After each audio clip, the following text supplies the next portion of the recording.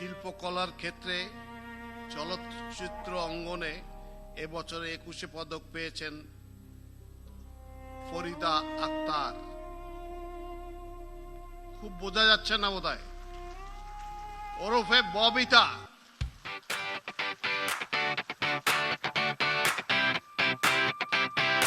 চলচ্চিত্র অঙ্গনে ববিতা প্রায় 300টিরও বেশি চলচ্চিত্রে অভিনয় করেছেন।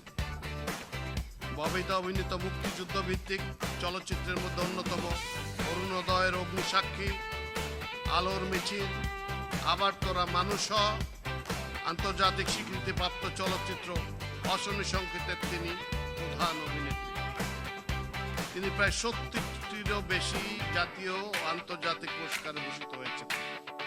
তিনি জাতীয় চলচ্চিত্র পুরস্কারে মোট 4বার শ্রেষ্ঠ অভিনেত্রীর স্বীকৃতি লাভ করেছেন। অভিনয়ে গৌরবোজ্জ্বল অবদানের স্বীকৃতি স্বরূপ ফরিদা আক্তার ববিতাকে এবছরের 21 পদকে ভূষিত করা হলো।